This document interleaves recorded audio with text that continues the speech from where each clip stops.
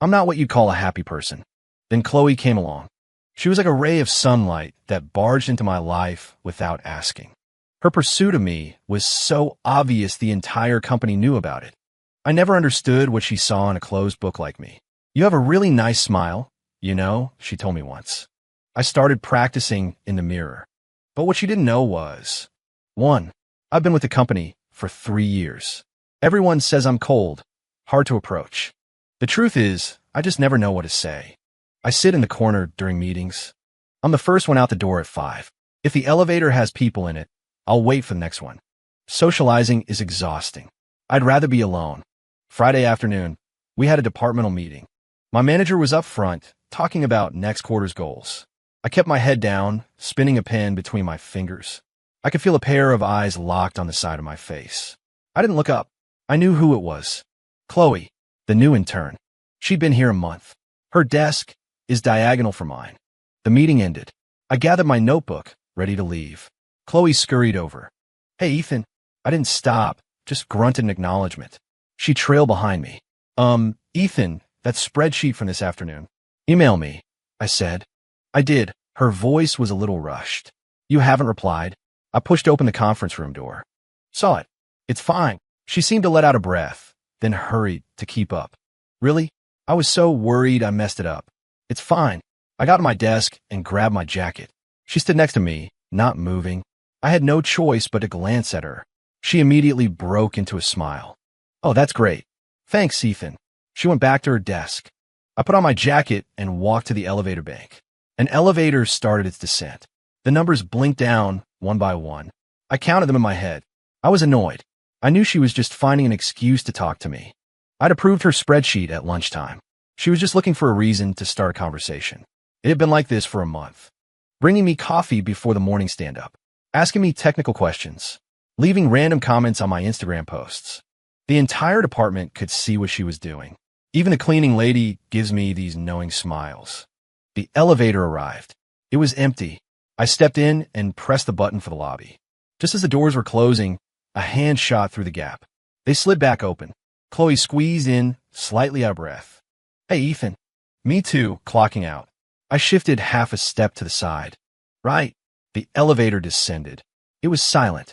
I could hear her breathing, and a faint, pleasant scent. Shampoo or perfume, I couldn't tell. It wasn't bad.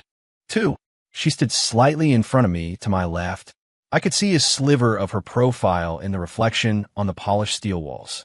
She was looking down at her phone, her thumb scrolling quickly. She didn't say anything. That was a little surprising. I figured she'd find something else to talk about. The elevator reached the lobby. The doors opened. I walked out. She followed. Outside the building, I turned left. Her subway station was to the right. This was usually where we parted ways. But today, she didn't leave right away. Ethan, which way are you headed? Left. To the bus stop? Yeah. Oh, well, see you tomorrow. She gave a little wave and then jogged off to the right. I watched her go. Plaid shirt, jeans, canvas tote bag. Her ponytail bounced as she ran. She quickly disappeared into the rush hour crowd. I walked slowly toward the bus stop. I felt a little strange. Hard to explain. It was like I'd gotten used to her chattering about nothing in my ear. The sudden quiet fell off. The bus stop was crowded. I stood at the very back. The bus pulled up. The crowd surged forward. I didn't move. Only after everyone else was on did I tap my Orca card and find a seat in the far back corner. I put on my headphones. The world went silent. It was almost dark by the time I got home. A rented one-bedroom apartment. Quiet. I flicked on the lights, kicked off my shoes, and hung up my jacket. There was a frozen pizza in the freezer. I preheated the oven. While I waited, I leaned against the kitchen counter. I thought about her quiet reflection in the elevator. And her see you tomorrow. Tomorrow was Saturday. See me where? My phone buzzed. A notification from the work Slack channel. Someone was trying to get a basketball game together over the weekend. I glanced at it and ignored it. A moment later, it buzzed again. A direct message. From Chloe. It was a picture. A stray cat, a chubby orange tabby, was perched on a planter. Ethan, doesn't this look like you? I stared at the cat. How? I replied with a single question mark. She texted back almost instantly. The grumpy expression is a perfect match. But the cat's a little chubby. I didn't reply. I set my phone face down on the counter. The oven beeped. Time to put the pizza in. 3. On Saturdays, I usually go to the public library. I spend the whole day there, reading technical manuals or whatever else I find. It's quieter than my apartment. I got there at 9 in the morning. Found my usual spot by the window with an outlet. Sat down, opened my laptop. I've been reading for a few minutes when I sensed someone sit down across from me. I didn't look up, not until that faint, pleasant scent drifted over. I paused and lifted my eyes. Chloe was sitting on the other side of the table. She was holding a book that covered the lower half of her face. All I could see were her eyes, curved into a smile. "Morning, Ethan." "Morning." What was she doing here? A coincidence? I didn't ask. I lowered my head and went back to my screen. The quiet I'd been enjoying was gone. She didn't say anything else. Just sat there quietly reading her book. The occasional rustle of a page turning, or the scratch of a pen. I forced myself to concentrate. I got lost in the code. I don't know how much time passed. I reached for my water bottle. My hand fumbled.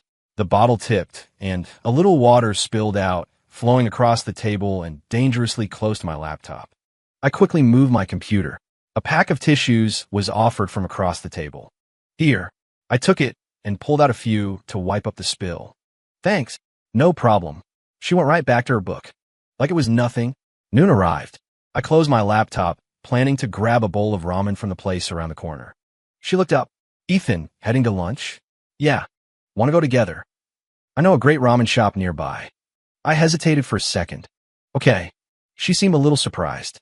Her eyes lit up. She quickly packed her bag. "Let's go." The ramen shop wasn't far. A few minutes walk. We didn't talk much on the way. Just walked side by side. She came up to about my shoulder. I caught her stealing glances at me. I acted like I didn't notice. We ordered. I got the tonkatsu. She got the spicy miso. Waiting for the food is always the most awkward part. Sitting across from each other. Nothing to look at. She fiddled with her chopsticks. "Do you come to the library often, Ethan?" "Yeah." "Me too. Funny we've never run into each other before." "We have now." "True." She smiled. The ramen came. We both focused on eating. She ate slowly, deliberately. I was almost finished when her bowl was still more than half full. "Ethan." "Yeah." "You eat really fast." "Habit." "Oh." She went back to carefully eating her noodles one by one. 4. When we were done, I pulled out my wallet. "I'll get this." She quickly waved her hands. No, we can go Dutch." I had already handed the cash to the server. "For both of us." She looked a little embarrassed. "Well, I'll get it next time then." I didn't respond. I just walked outside. On the way back to the library, she was a bit more talkative. "So, Ethan, what do you usually do on weekends?" "Read." "Don't you watch movies?" "Or go out?" "Rarely." "Oh." She fell silent again. We walked for another minute. "You know," she said suddenly, "there's a new art exhibit downtown. I heard it's supposed to be good." I didn't say anything. She sounded deflated. Just saying. Back at our table, the afternoon sun streamed through the window, warm on my skin. After a while, she got tired of reading and rested her head on her arms on the table. Her face was turned toward me. Her eyes were closed, like she'd fallen asleep. Her breathing was soft. Her eyelashes were long. Her nose was. I shifted my gaze. I looked out the window. The trees were almost bare. Winter was coming. She slept for about 20 minutes. When she woke up, she rubbed her eyes, looking a little dazed. "What time is it?" I checked my phone. 3:10. "Oh, wow, I was out for that long." She sat up straight and fixed her hair. It was a little messy. She ran her fingers through it and retied her ponytail. "Didn't drool, did I?" She mumbled to herself, subtly wiping the corner of her mouth. I looked down at my screen. I thought my lips might have twitched into a smile. I pressed them flat. At dusk, we packed up to leave. We walked to the library entrance together. She turned left, I turned right. "See you next week, Ethan." She waved. "Yeah." I walked a few steps and glanced back over my shoulder. She was still standing there, watching me. When she saw me looking, she spun around and walked away quickly, like a startled rabbit. I spent Sunday at home, cleaned the apartment, did laundry, watched an old movie in the afternoon. My phone was quiet. No one was talking in the work Slack. It was nice. For dinner, I made a cup of ramen, added an egg. After eating, I sat on the sofa, staring into space. I thought about her sleeping in the library yesterday, and her mumbling, "Didn't drool, did I?" I picked up my phone. Clicked on her profile picture. Her Instagram was private. I backed out of the app. Monday morning at work. The weekly stand-up meeting. She was late. Her hair was a mess. She ran into the room. Sorry, my alarm didn't go off. The manager gave her a look, but didn't say anything. She slipped into the empty chair next to me, catching her breath. She brought the cold morning air with her, and that familiar, faint scent. She had a different hairstyle today. Her hair was in a bun. It exposed the back of her neck. It was very pale. After the meeting, people started filing out. She leaned in close. Ethan, thanks for the ramen on Saturday. It was nothing. I never made it to that art exhibit. I just went home and napped all afternoon. Okay. Look, she pulled out her phone and showed me a picture. I saw that cat again. I bought a Slim Jim. In the photo, the orange tabby was nibbling on the beef jerky. She was crouching next to it, her hand hovering over the cat's back, not quite touching. It won't let me pet it, she said, disappointed. It'll only take my food. Strays are wary. Yeah, she put her phone away, just like some people. She gave me a pointed look and walked away. I stood there for a moment, processing that last sentence. Just like some people. Was she talking about me? I went back to my desk, opened my laptop. There was an email from her with the meeting minutes. She had CC'd me. A note at the bottom said, Ethan, please let me know if there are any corrections. I opened the document and read it. It was pretty good, just a few minor mistakes. I used track changes to mark them in red and sent it back. 2 minutes later, she replied with a crying emoji. Thanks, Ethan. I'll fix it right away. A little while later, she sent the corrected version back. Is this right now? Yes. She replied with a spinning, happy face emoji. Tuesday was a team-building event for the project department. Dinner and karaoke. I didn't want to go. My manager called me. Ethan, you've been here 3 years, and you've never come to a single team event. It doesn't look good. So I went. Dinner was at a loud sports bar. We had a private room with 2 big tables. It was chaos. I found a corner and focused on my plate of wings. Chloe was sitting at the other table, surrounded by a few of the other women from the office. She looked distracted, her eyes darting over to me every so often. I kept my head down. After dinner, we went to a karaoke bar, an even bigger room, dim lights, a cacophony of terrible singing. I retreated to the deepest corner of the sofa and scrolled on my phone. Chloe got pulled up to sing a song. I didn't recognize it. She was painfully off-key, but her voice was clear and bright. Everyone clapped when she finished. She put down the microphone, squeezed through the crowd, and sat down next to me.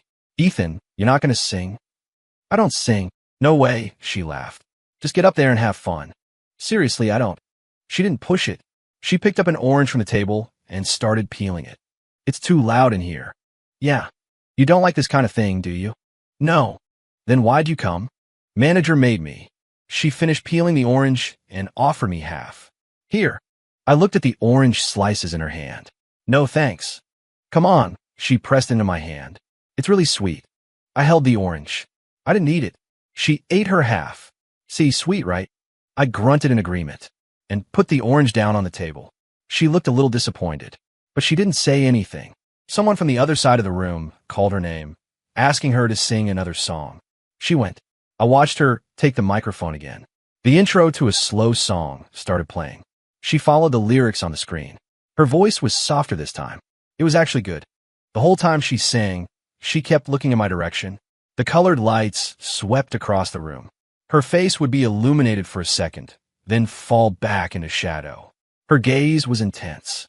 The room was full of noise and laughter, but it was like none of it existed for her. There was just that spotlight and her voice floating over to me. I picked up the half-eaten orange. I pulled off a slice and put it in my mouth. It was sweet. When she finished, people started cheering and teasing her. Chloe, who was that one for? Yeah, your eyes were glued to one spot the whole time. She just laughed and waved them off. You guys are crazy. She ran back and sat next to me. Her face was a little red. From the heat or from embarrassment, I couldn't tell. It's so hot in here, she said, fanning her face with her hand. You have a good voice, I said. Her head snapped toward me. Really? Yeah. Her eyes lit up. Ethan, did you just compliment me? Stating a fact. Still counts as a compliment, she grinned, looking impossibly happy. This is a moment to remember. She picked up my half-finished beer from the table and took a sip. Hey, that's mine. I started, but it was too late. She put the glass down and licked her lips. It's fine. I don't have cooties. I just stared at her, said nothing. She slowly seemed to realize what she'd just done. Her face turned an even deeper shade of red. I'll go get another one. She got up and hurried over to the bar. Her retreat was a little clumsy. The party broke up late. Everyone went their separate ways.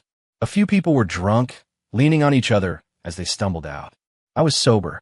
Chloe seemed fine, too. She walked beside me as we left the bar. Ethan, how are you getting home? Uber. I'm heading in the same direction. Mind if we share? I glanced at her. Whatever. We flagged down a ride on the street. I opened the back door for her to get in first. She slid inside. I was about to get in the front seat, but she scooted over. There's plenty of room back here, so I got in the back with her. The car started moving. She gave the driver her address. Then it was quiet. The streetlights passed by, one after another, casting shifting patterns of light and shadow across her face. Her head was resting against the window. She looked tired. Did you have fun tonight?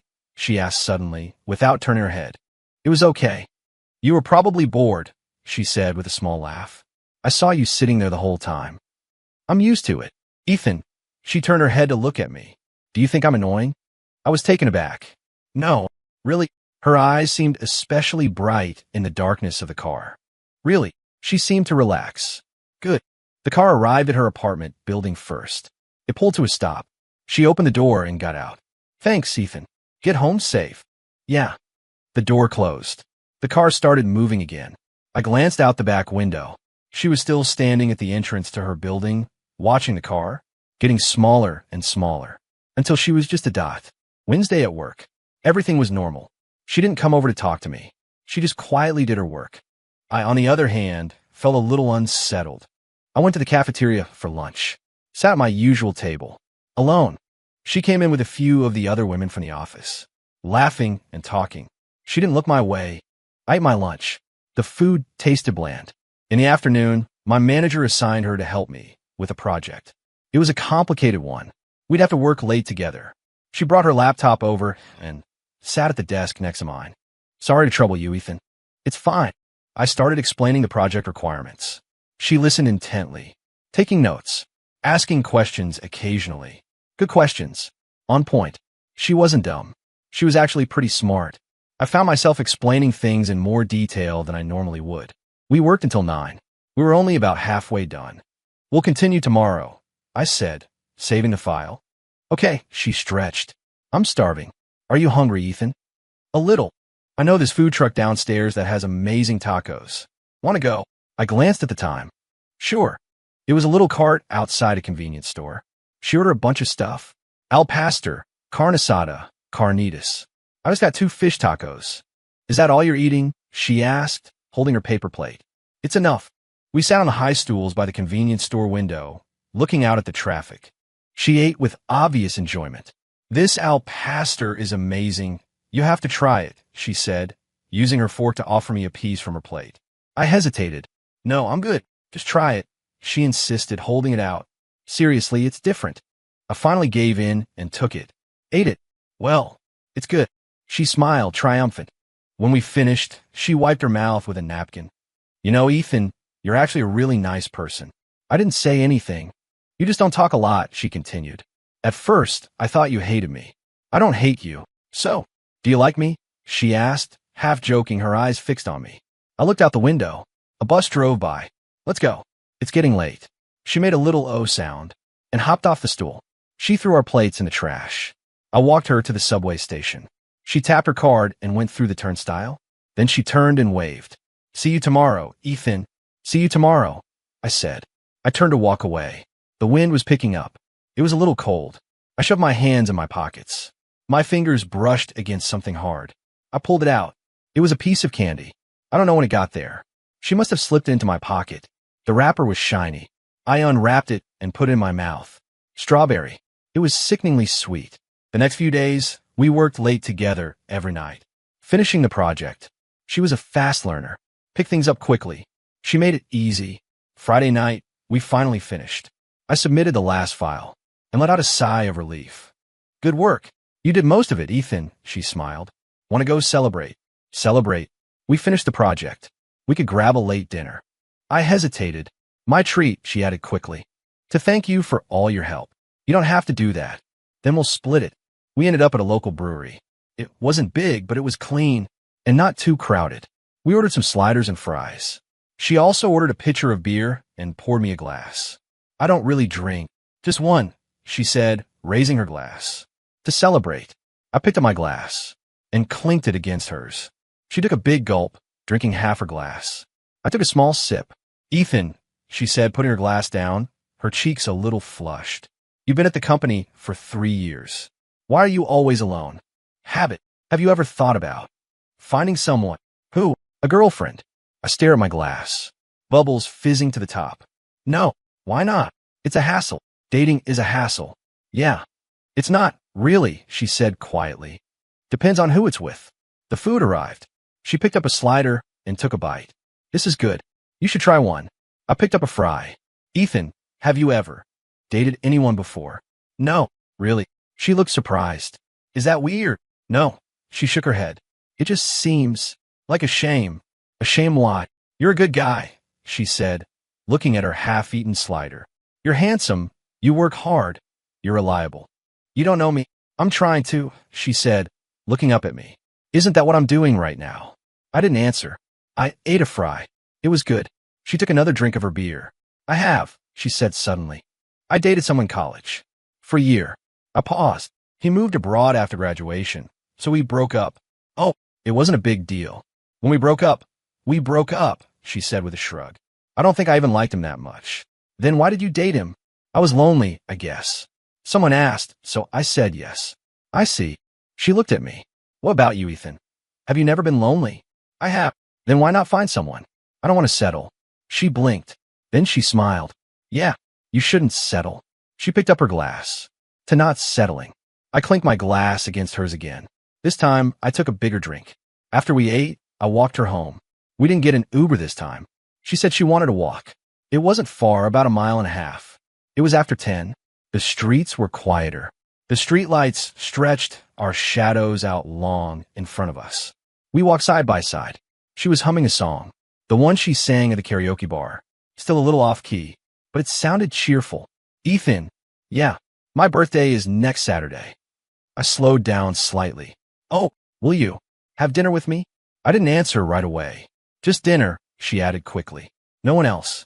Just you. Why me? Because she kicked a loose pebble on the sidewalk. I want to spend it with you. The pebble skittered into a storm drain and was gone. We reached her apartment building. She stopped. About what I said, you can think about it. You don't have to answer right away.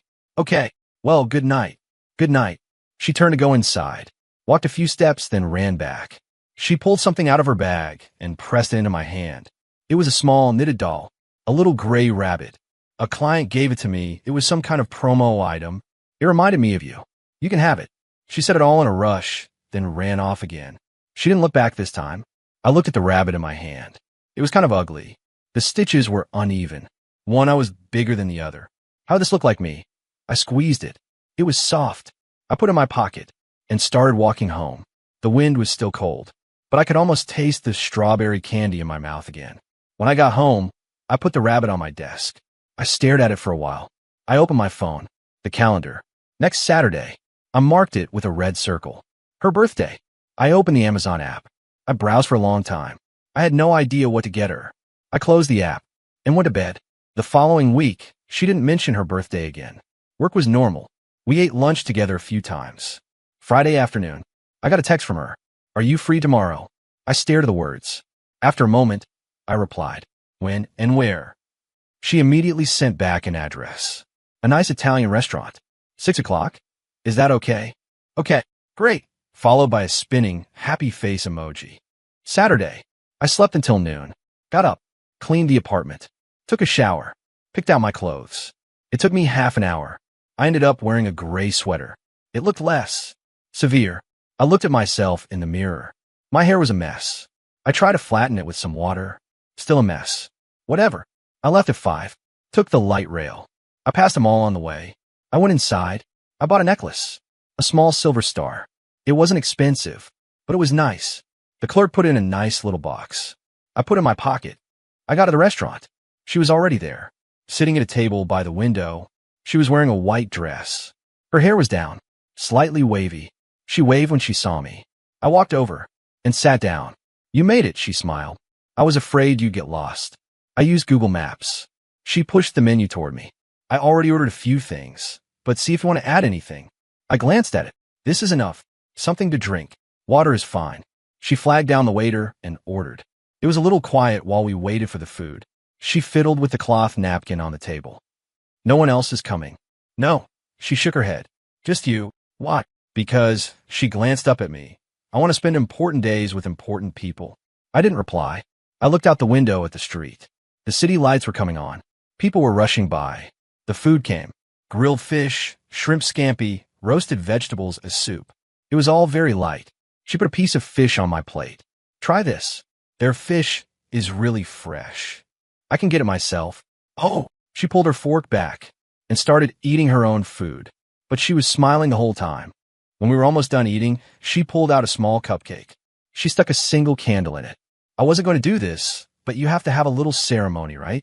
The waiter helped light the candle. Make a wish, I said. She clasped her hands together and closed her eyes. She looked very serious. Her eyelashes rested on her cheeks. The candlelight flickered on her face, soft and warm. After a moment, she opened her eyes and blew out the candle. What did you wish for? I asked. Can't say. It won't come true if I do. She cut the cupcake in half and gave me a piece, just a bite. For tradition, I took it. The frosting was a little sweet, but it was okay. A gift. I pulled out the small box and handed it to her.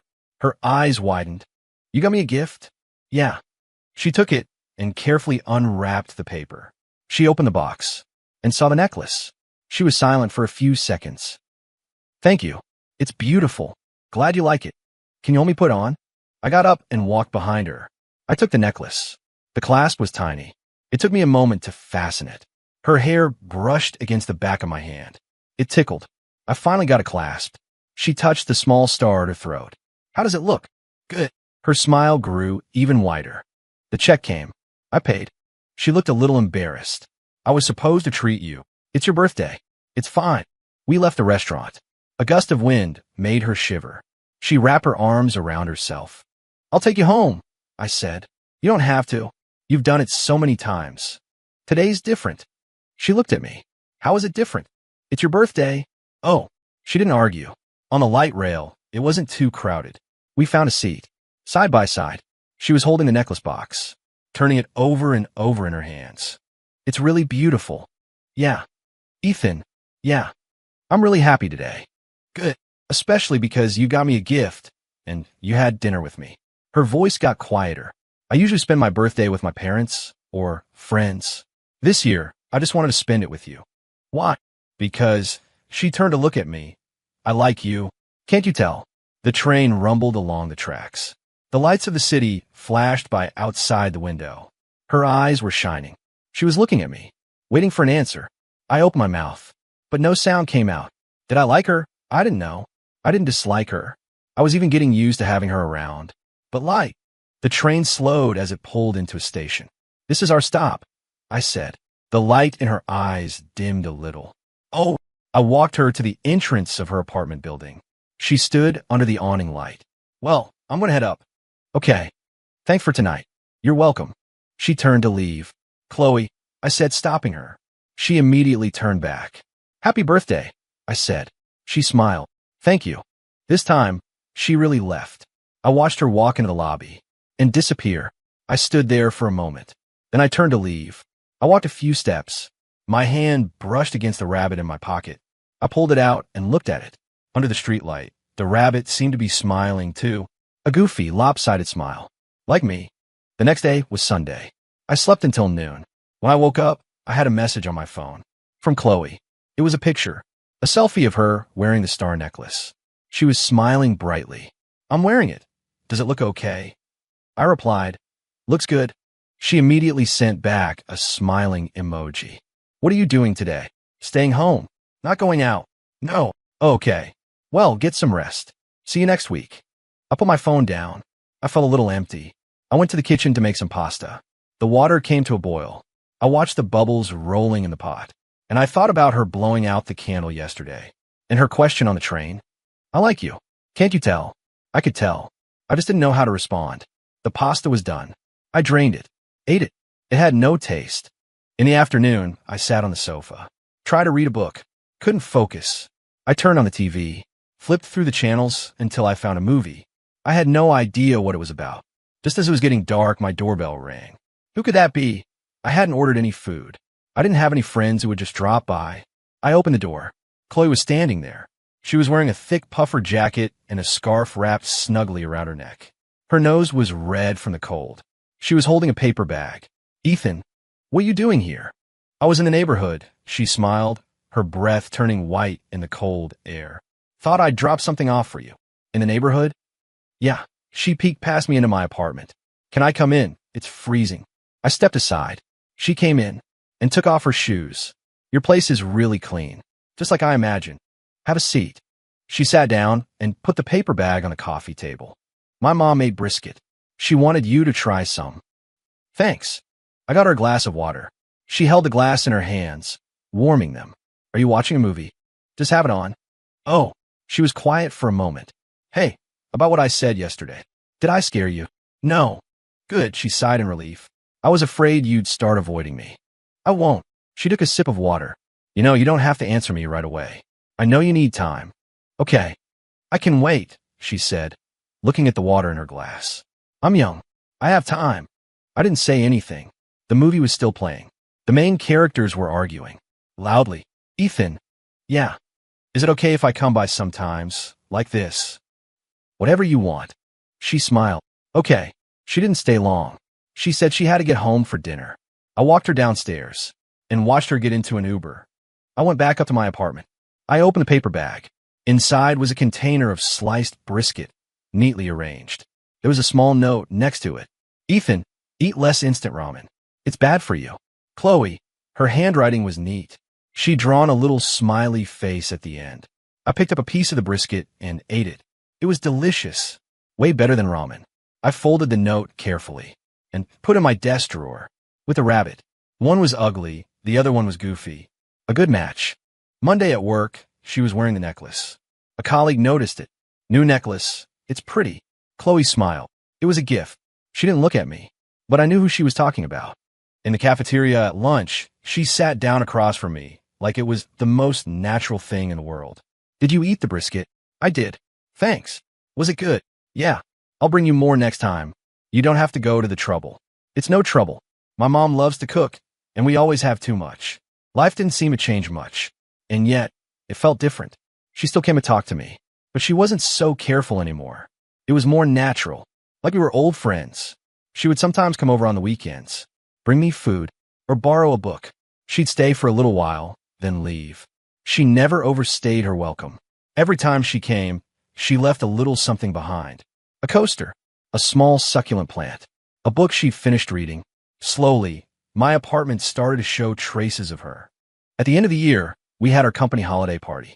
There was a raffle. She won a Bluetooth speaker. She practically jumped for joy and ran over to show me. Ethan, am I lucky or what? Yeah, you can have it. You like listening to music, right? No, you keep it. I already have one, she said, forcing it into my hands. This one's for you. I had no choice but to take it. Thanks. You're welcome. After the party, we left together. It was snowing, the first snow of the year. Tiny, delicate flakes. They landed in our hair, on our clothes. She held out her hand to catch a snowflake. It's snowing, Ethan. Yeah. They say if you make a wish on the first snow, it'll come true. You believe in that stuff?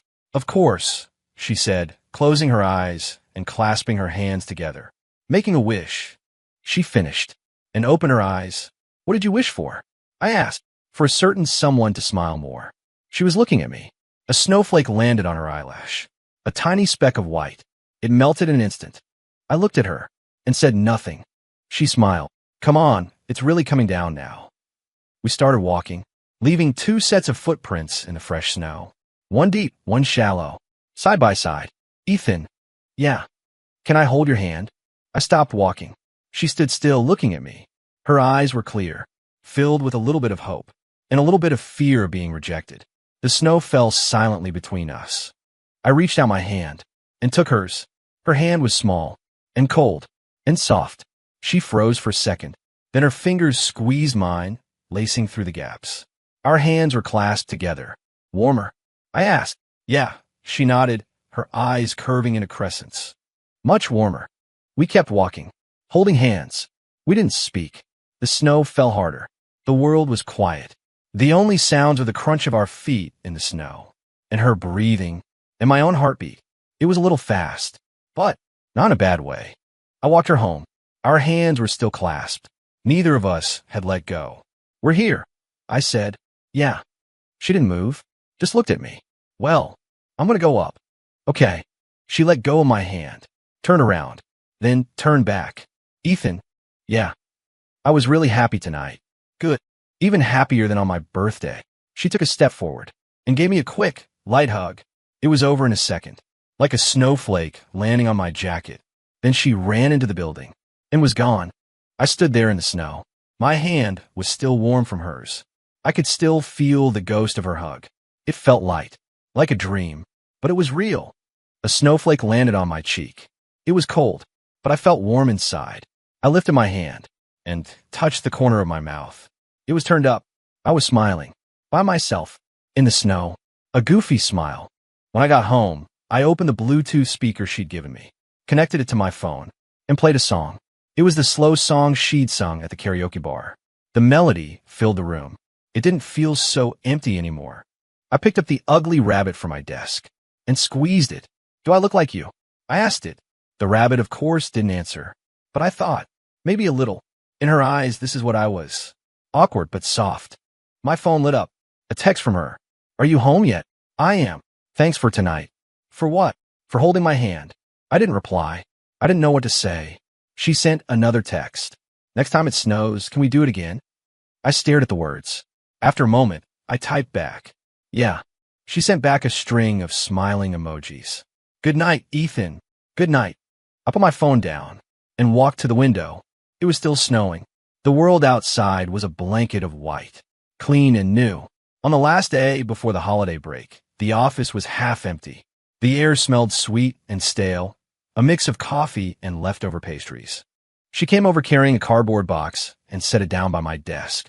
I was cleaning out some old stuff. See if you want any of these books. I peered into the box.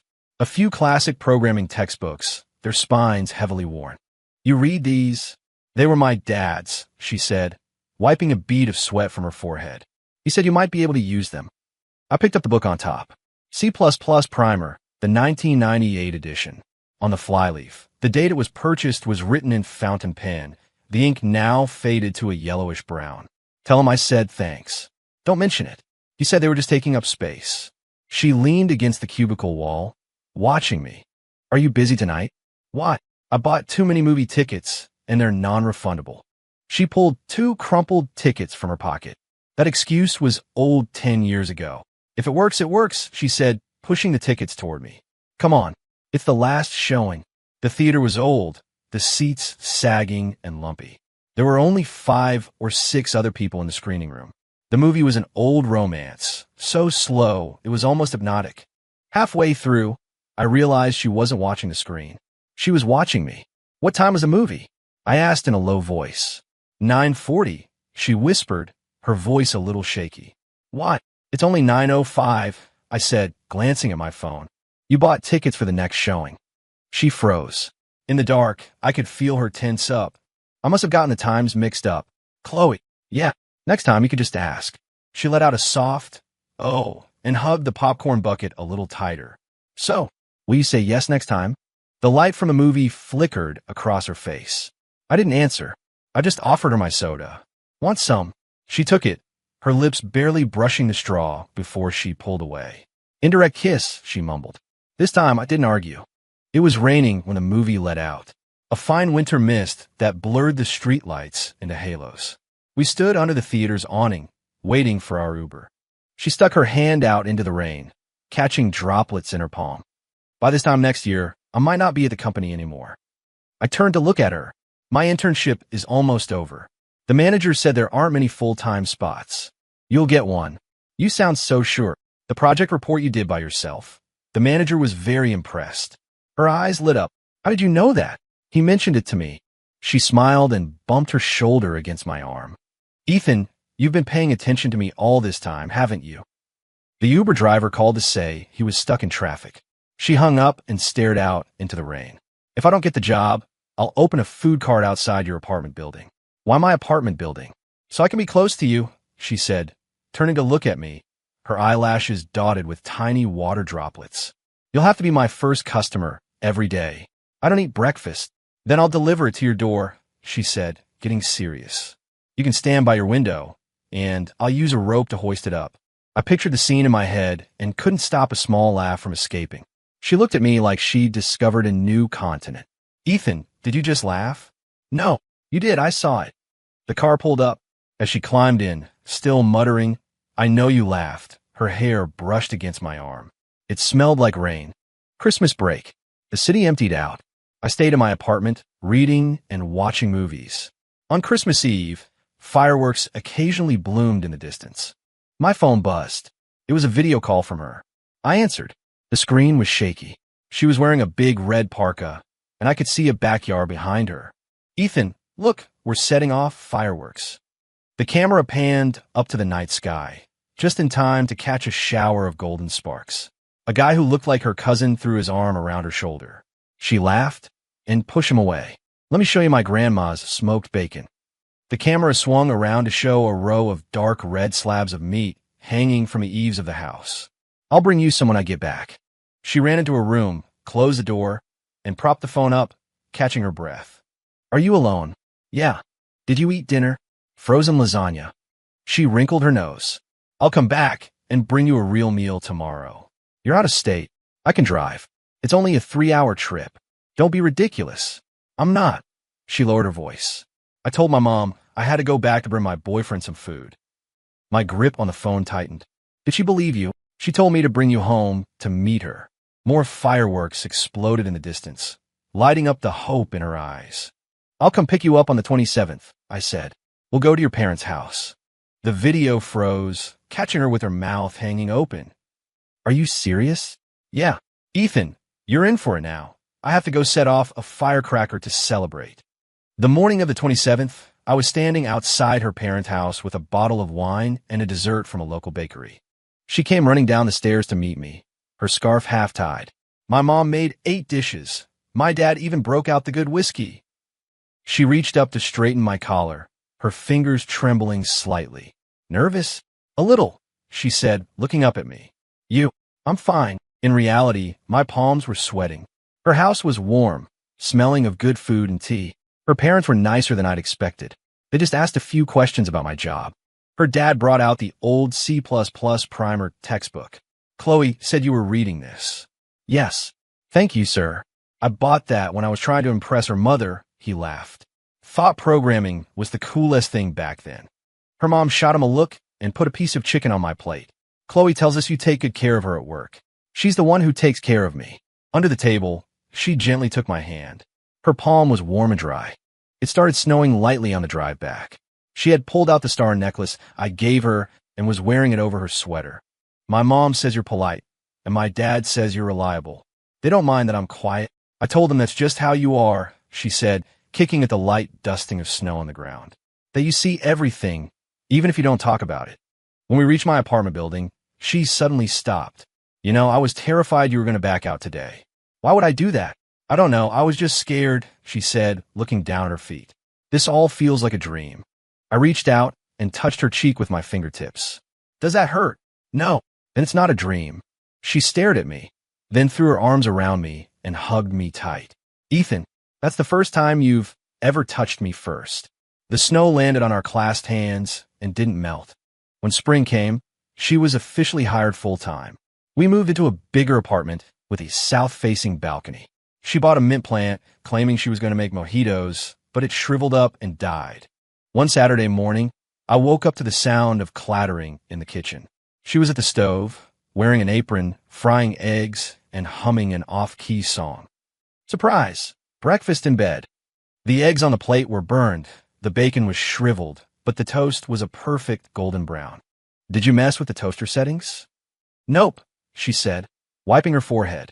Maybe it was just in a good mood today. Later, I found out she'd been secretly practicing making toast for 2 weeks. I ate the burnt eggs. She rested her chin in her hands, watching me. It's my parents' anniversary next week. They want us to come over for dinner. Okay, you're not even going to ask what day. Any day is fine. She laughed and pushed the plate with the perfect piece of toast toward me. Sunlight streamed through the blinds, casting tiny shadows from her eyelashes. I reached out and picked a crumb from the end of her hair. She caught my wrist, pressing my hand gently against her cheek. I'm used to it now, she said, closing her eyes. When you touch me, my heart doesn't race anymore. I leaned in and kissed her forehead. What about now? The tips of her ears turned red. She let go of my hand and ducked back into the kitchen. That's cheating. Outside on the balcony, next to the pot with the dead mint, a new green sprout was pushing its way through the soil.